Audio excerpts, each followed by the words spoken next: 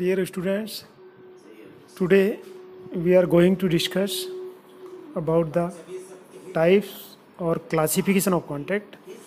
There are 4 types. Classification is available here. Number 1, first one on the basis of validity और enforceability या कहें वैधता या प्रवर्तनशीलता के आधार पर. Second one on the basis of formation of contract.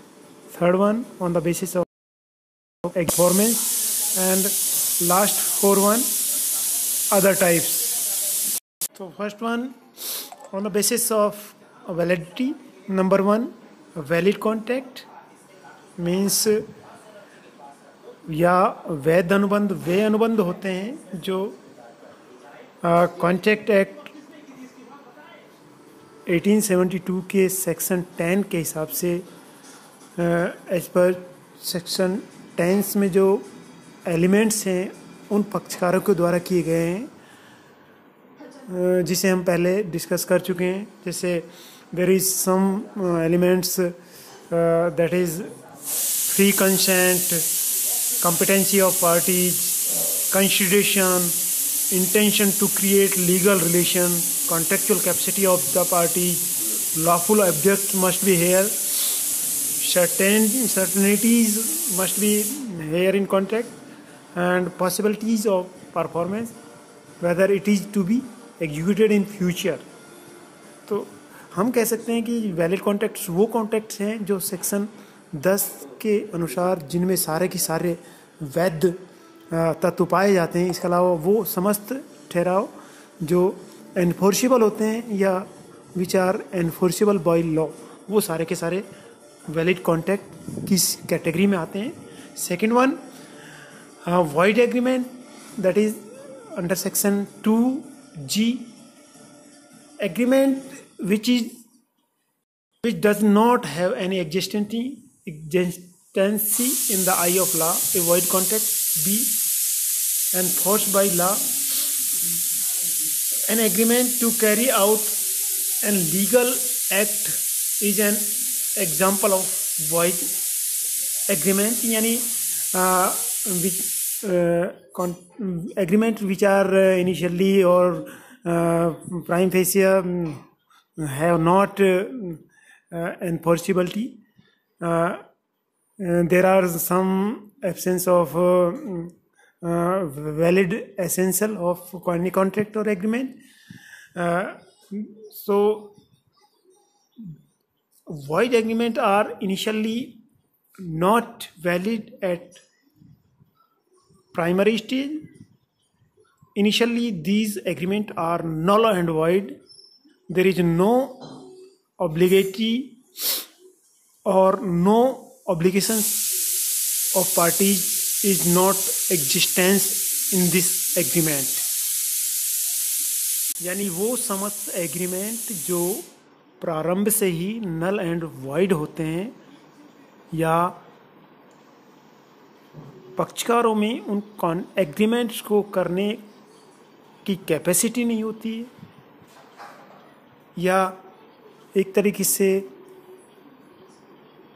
विधि संगत या लॉफुल ऑब्जेक्ट जिनका नहीं होता है, वो सारे के सारे एग्रीमेंट वॉइड होते हैं, जिन्हें हम नल एंड वॉइड एग्रीमेंट भी कह सकते हैं. There are some agreement of such type: agreement in restraint of marriage, any restraint about the trading, any restraint about legal proceedings. यानी कि ऐसे ठहराव जो शादी, व्यापार, व्यवहार या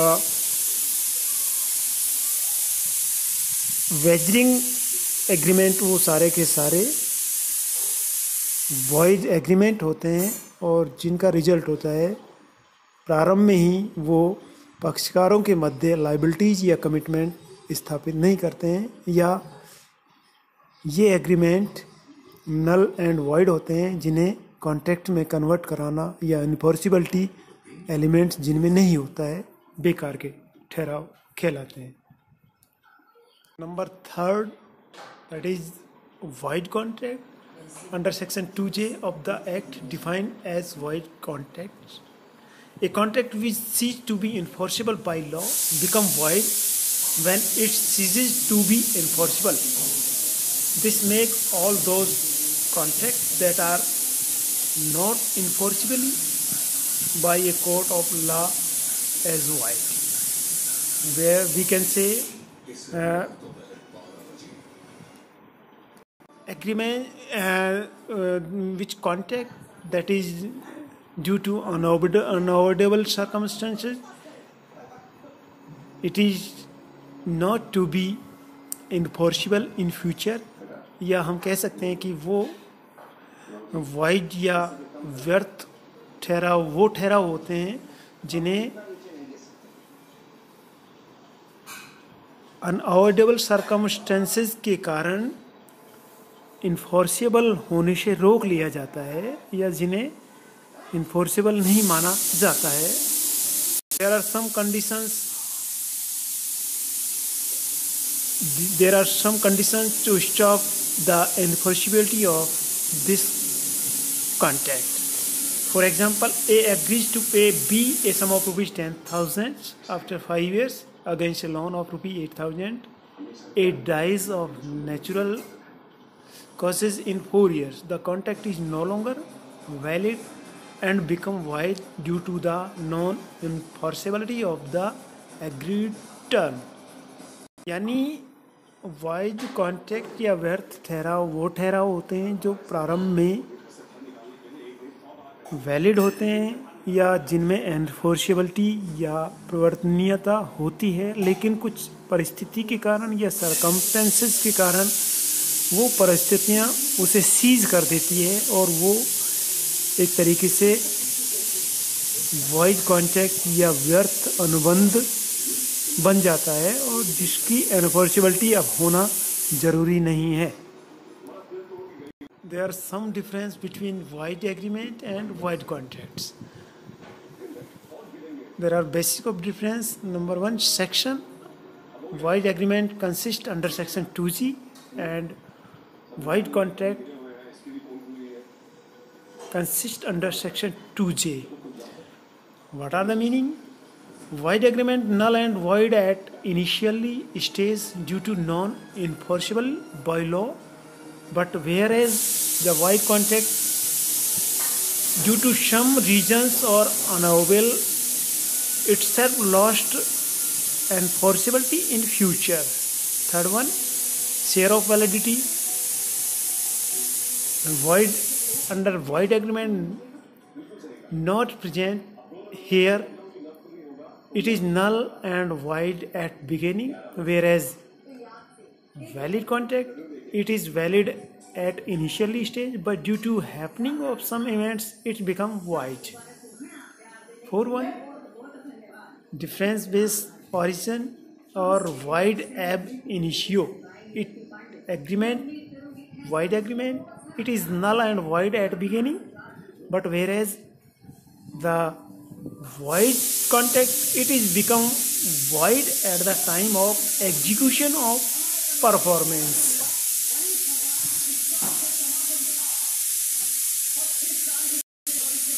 रिसिचुएशन या कह सकते हैं प्रत्यास्थापना, यानी जो वाइड एग्रीमेंट है वो शुरू से नल एंड वाइड होते हैं. पार्टी या पक्षकारों को कोई राइट्स और ऑब्लिगेशंस प्राप्त नहीं होते हैं, जबकि जो वाइड ठहराव या व्यर्थ ठहराव हैं वो पार्टी वैलिड बिगिनिंग में वैलिड होते हैं. Party have rights to back their constructions if any. यदि शुरू में वैलिड मानते हुए पक्षकारों ने कुछ व्यवहार या कंस्टिट्यूशन आपस में ले लिया है, तो उस स्थिति में यदि वो इन्फोर्सेबल होने से रुकता है, तो उस स्थिति में पार्टीज जो कंस्टिट्यूशन लिया है, जो पैसा लिया है, वो एक दूसरे को लौटाने के लिए कमिट होती है, बाध्य होती है, यानी कि पुनः की पुनः पहले वाली स्थिति में है. Next, period of validity. whereas void agreement, it is never valid, always void and null. But whereas the validity is concerned with void contract, it is valid till it does not cease to be enforceable. यदि कारण या कुछ ऐसे facts हैं जिनके कारण उसे रोक दिया जाता है तब तक वो नहीं हो जाते, तब तक वैलिड माना जाता है। इसके बाद नेक्स्ट है causes due to absence of one of more essential, यानी इसमें जो एग्रीमेंट हैं वही ठहराव हैं उनमें एक या उससे ज़्यादा अधिक एलिमेंट्स हैं, जो एसेंशियल एलिमेंट्स होते हैं वो एब्सेंट होते हैं, जबकि जो वॉइड कॉन्ट्रैक्ट है उसमें due to impossibility of performance, जो निष्पादन की संभावना है, पॉसिबिलिटीज है, वो सीज हो जाती है या परिस्थितियाँ उसे होने नहीं देती है। नेक्स्ट है prerequisites of contract. When the agreement is created, all the prerequisites of the contract are not satisfied, thus making it void। यानी शुरू से ही एक तरीके से prerequisites पूरी नहीं होती हैं, जो पूर्व शर्तें हैं उन्हें पूरा नहीं किया जाता है, इसलिए शुरू से ही प्रारंभ से ही वैलिड void एग्रीमेंट व्यर्थ ठहराव हो जाते हैं। इसके अलावा but where is in the contract in void contract enforceable into all the prerequisites have of the contract are satisfied, which due to certain circumstances subsequently become void। यानी कि शुरू में उसमें सारे के सारे एलिमेंट्स जो वैलिड एलिमेंट्स होने चाहिए वो होते हैं, लेकिन सब्सिक्वेंटली कुछ परिस्थितियों के कारण वो void हो जाता है और उसका एग्जीक्यूशन करना असंभव हो जाता है। Fourth one, voidable contract. Voidable contract is something different and peculiar. One of the parties of the contract alone will have an option to challenge it, repudiate or cancel the contract.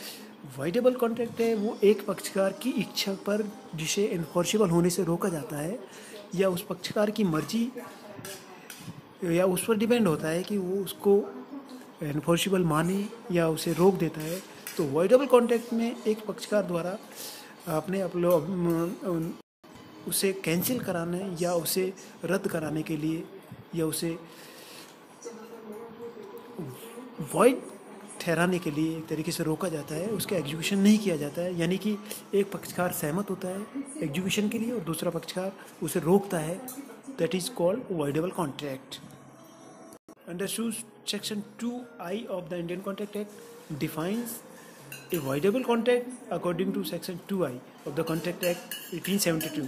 Voidable contract is an agreement which is enforceable by law at the option of one or more parties thereto, but not at the option of the other or others. The contract is said to be voidable. For example, when a consent to an agreement is caused by coercion, fraud, misrepresentation, the agreement is voidable at the option of the party whose consent was so caused. Therefore, if the presence of any the consent is not freely, in the consent there is some undue influence, coercion or misrepresentation or fraud is taken, then the deceased party is or aggrieved party is liable to agreed party to say have power to reject the contract. Therefore, we can say the aggrieved party have right to seize the contract for execution. Next one, illegal agreement. An illegal contract is one of which is immoral or against law, यानी कि एक तरीके से अमर्यादित है या एक कानून के विरुद्ध है, वो एग्रीमेंट या ठहराव एक तरीके से इलीगल ठहराव कहे जाते हैं। और इसमें प्रोविजंस क्या है कि यदि पार्टी इलीगल एग्रीमेंट या कॉन्ट्रैक्ट करती है तो उस पार्टी में इंडियन IPC एक्ट के तहत एक तरीके से पेनल्टीज इम्पोज की जाती है, ऑफेंस माना जाता है। तो यानी कि वो सारे के सारे कृत्य एक्ट जिन्हें लॉफुल नहीं माना गया है या अगेंस्ट लॉ या अगेंस्ट मॉरल, वो सारे के सारे इलीगल या अवैध ठहराव या अनुबंध की श्रेणी में आते हैं। IPC के प्रोविजंस के हिसाब से यदि पार्टी इसमें इन्वॉल्व होती हैं तो उन आईपीसी के हिसाब से पेनल्टी या ऑफेंस मानते हुए उन्हें सज़ा का प्रोविज़न किया गया है। Unenforceable contract next is an unenforceable contract is a contract which is valid for all particular purpose until and unless its validity is challenged questioned. It cannot be enforced due to some technical defects. यानी कि हम कह सकते हैं कि वो समस्त contract या अनुबंध जो एक हद तक इन्फोर्सिबल होते हैं, लेकिन कुछ एक टेक्निकल रीजन से या कुछ कारण ऐसे होते हैं जिनके कारण से वो कंप्लीटली अनफोर्सेबल या परिवर्तनीय नहीं हो पाते हैं। जिससे आप किसी ज़मीन की रजिस्ट्री कराते हैं तो रजिस्ट्री के हिसाब से पार्टी पेमेंट कर देती है, रजिस्ट्री के डॉक्यूमेंट्स या ज़मीन उसको हैंड ओवर करना, एक पार्टी द्वारा पैसे देना, लेकिन उनके बीच में जो डॉक्यूमेंट्स एग्जीक्यूट होता है, रजिस्ट्री की जाती है, उस रजिस्ट्री के पेटे जो पर्याप्त स्टैम्प ड्यूटी है उसका पे किया जाना ज़रूरी है। यानी कि स्टैम्प ड्यूटी एक्ट के हिसाब से उस पर एक निर्धारित जो गवर्नमेंट को स्टैम्प ड्यूटी पे करनी होती है उसको मैंडेटरी माना गया है और उसको चुकारा करने के बाद ही एक तरीके से वो कॉन्ट्रैक्ट वैलिड कॉन्ट्रैक्ट माने जाते हैं। There we can say about the MOA, Memorandum of Association, and Article of Association, which are to be registered under Companies Act 2013 at the ROC या Registrar of Companies Office। इस तरीके से आप बच्चे को गोद ले रहे हैं तो उस हिसाब से दत्तक जो एक्ट है उसके हिसाब से उसका रजिस्ट्रेशन कराना ज़रूरी होता है। Next, on the basis of formation, there is three types of contract. Number one, express contract, the contract where there is express or conversation are called express contract। यानी हम कह सकते हैं लिखित express contract वो contract हैं जो लिखित या मौखिक हो सकते हैं। Second, implied contract। implied contract is not oral or written contract, but it is a symbolic contract by where is the body language about the parties is saying one body language say that he makes an offer to another, and second body language या gesture say that he has communicate his acceptance through gesture। यानी कि implied contract वो contract है जिसमें पक्षकारों के बीच में मौखिक या लिखित में कोई ठहराव या अनुबंध नहीं किया जाता है, बल्कि उनके बीच में एक जो एक्ट है या जो व्यवहार है वो उस व्यवहार के हिसाब से उनके बीच में एक संबंध बन जाता है। जैसे आप किसी ऑटो वालों को इशारा करते हैं और उसे जाने रेलवे स्टेशन जाने के लिए कहते हैं, आपने ना तो कोई किराया तय किया है, आप रेलवे स्टेशन का बताते तुरंत बैठ जाते हैं, यानी आप एक आपके और ऑटो वाले के बीच में एक इम्प्लाइड कॉन्ट्रैक्ट एग्जीक्यूट हो गया है। And third one, quasi contract, जिन्हें हम अर्ध अनुबंध भी कहते हैं। और क्वासी कॉन्ट्रैक्ट वो हैं जो कंडीशनल या सिचुएशनल होते हैं, एक तरीके से कानून या लॉज के द्वारा थोपे जाते हैं। इसमें पक्षकारों के बीच में जो एक नॉर्मल फिनोना है कि एक पक्षकार उस पर ऑफर देता है, दूसरा पक्षकार उस पर एक्सेप्टेंस होता है। इसमें वैलिड जो एक तरीके से एक्सेप्ट और ऑफर इनकी एब्सेंस के हिसाब से भी एक पक्षकारों के बीच में एक लाइबिलिटीज़ कानून के द्वारा लाइबल ठहरा दिया जाता है।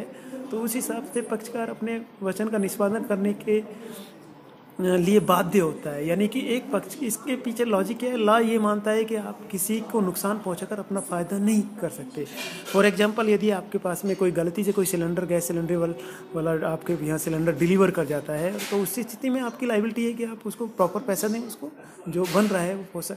इसी तरीके से गलती से आपके आपके बैंक अकाउंट में कुछ पैसा क्रेडिट कर देते थे, तो उस स्थिति में जबकि वो पैसा आपका नहीं है, तो उस स्थिति में आपकी लाइबिलिटी ये बनती है जब बैंक आप कोर्ट के थ्रू नोटिस दे या आप एक तरीके से ह्यूमैनिटी के नाते आपकी लाइबिलिटी ये है कि आप बैंक वाले के वापस उसको पैसे को बताकर वापस उसको जमा करा दें बैंक के अकाउंट में। तो इसमें आप हैं उन कंडीशंस 68 से लेकर 72 तक कंडीशंस हैं। उन कंडीशंस में यदि व्यक्ति किसी जैसे माइनर या किसी माइनर पर्सन है, उसकी कोई नेसेसरी फूड्स वगैरह या उसके शेल्टर के लिए कुछ पैसा खर्च कर रहा है, तो उस स्थिति में हालांकि जो माइनर पर्सन है उसको एक तरीके से कॉम्पिटेंस नहीं है वो पार्टी अनुबंध करने के लिए, लेकिन कोर्ट ये मानता है कि एक तरीके से इसने जो माइनर पर्सन है उसके सर्वाइव करने के लिए उसको नेसेसिटी वस्तुएं प्रोवाइड किए, तो उसी हिसाब से एक माइनर व्यक्ति की एक लाइबिलिटी यहाँ क्रिएट हो जाती है। Next, on the basis of the extend of performance, यानी निष्पादन के आधार पर हम कह सकते हैं एग्जीक्यूटिव कॉन्ट्रैक्ट। एग्जीक्यूटिव कॉन्ट्रैक्ट वो कॉन्ट्रैक्ट हैं जिनके पक्षकारों के द्वारा अभी अभी अपने अपने वचनों का निष्पादन करना बाकी है।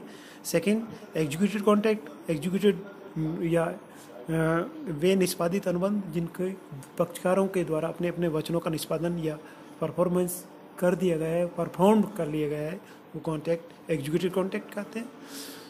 Fourth one, last, on the basis of obligation, number one, unilateral contract, bilateral contract and multilateral. Unilateral contract is performed by one party but the second party is performance is awaiting, is withheld, यानी कि हम कह सकते हैं unilateral contract है, उसमें एक पक्षकार के द्वारा अपने वचन का निष्पादन कर दिया जाता है, दूसरे पक्षकार द्वारा वचन का निष्पादन करना बाकी है, अपने प्रॉमिस को पूरा करना बाकी है। इसके अलावा बायलैटरल, दोनों के दोनों पक्षकारों के अपने अपने वचनों का या प्रोमिसेस हैं उनका एजुकेशन करना अभी बाकी है, निष्पादन करना भी बाकी है। इसके बाद मल्टीलेटरल, जो एक तरीके से जब पक्षकार बहुत ज़्यादा हैं, दो या दो से अधिक हैं, सभी पक्षकारों के द्वारा अपने अपने वचनों का भी निष्पादन करना शेष है।